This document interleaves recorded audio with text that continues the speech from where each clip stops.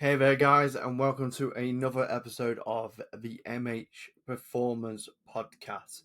I'm your host, Miles Harrison, and today we're going to be talking about the warm up mistakes that are holding you back. I made that really, really dramatic with my hand then, if you don't see that on YouTube. But let's be honest, most people don't either do their warm ups or they spend 20 minutes aimlessly stretching, foam rolling, or scrolling on their phones pretending it's mobility. The warm up is one of the most abused parts of training, and today I'm going to give you the most common warm up mistakes I see and why are they holding you back.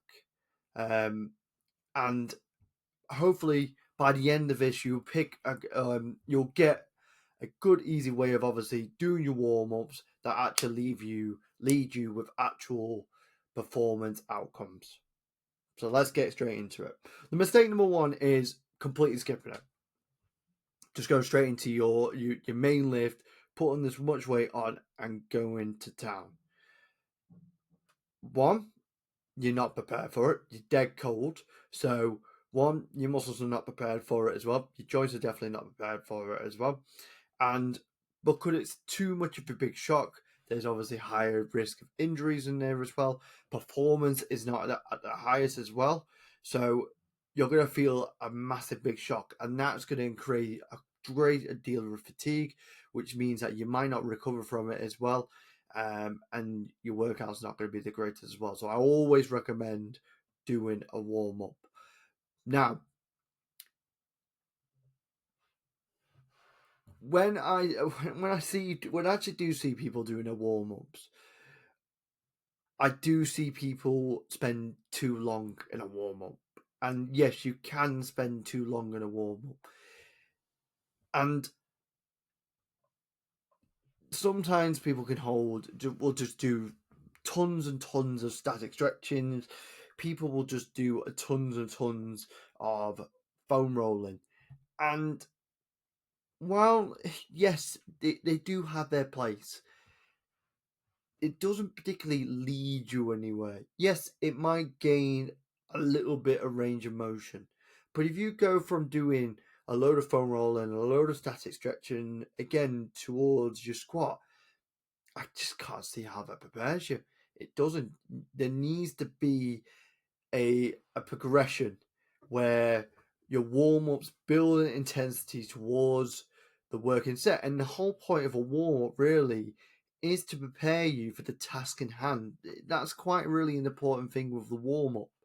Um, and I just see too many people doing way too many random stuff and all that. They follow this 10 best mobility drills because their best favorite influencer told them so. Where if you like if you've got an upper body workout, you you don't need to do a ton of mobility on your lower body.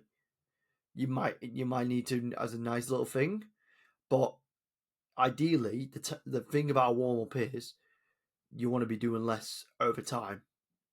Not to the point where you don't do it at all, but you want to do meaningful movements that help you get into the position that you want to get into for your main lifts.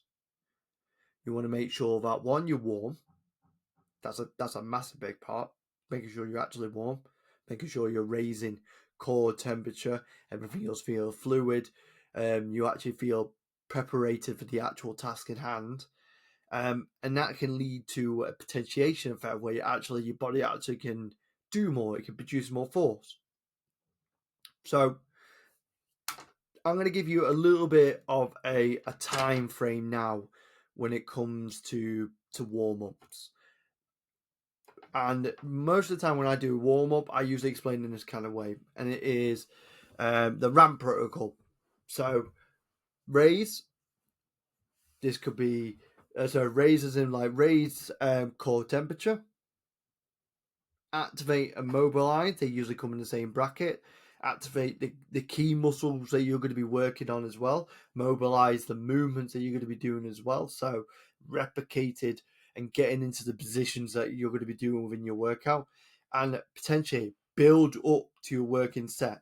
Now, this doesn't mean you have to constantly just micro increase, but it means that don't go from just straight to the bar to 200 kilograms. Like, section things off. Make sure you feel comfortable of that, because especially if you're tracking your workouts, you're not always going to have the same availability to do the same. Sometimes you might have weaker days because you're home. Sometimes injuries might play a big part into when you have to change exercise selection. So it's always good to make sure that you are ramping up towards it. And I'm going to give you another kind of like structure when it comes to workouts as well.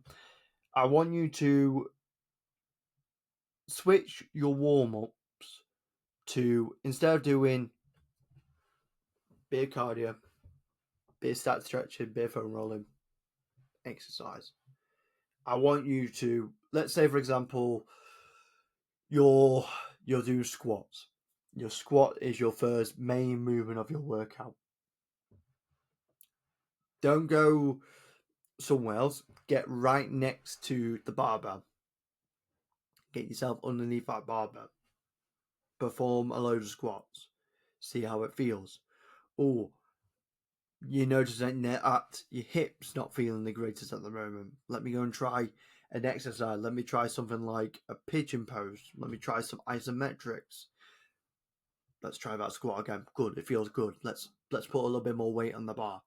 Cool. I probably need a little bit of extension in my back because I can't get my arms a little bit things. Cool. I do a T-spine spill. T-spine spill. What am I on about? A T-spine mobility drill. I'd maybe do some lat pullovers to allow that my arm to go overhead. You're starting to get to the point now and all that, like actually doing stuff that prepares you for the task in hand. And that's how I prepare you with warm-ups.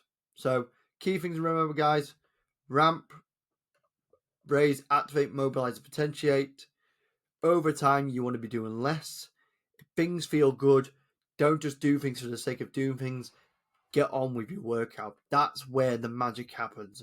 That's where the stimulus is. That's where the progression is. And that's where progress will keep going.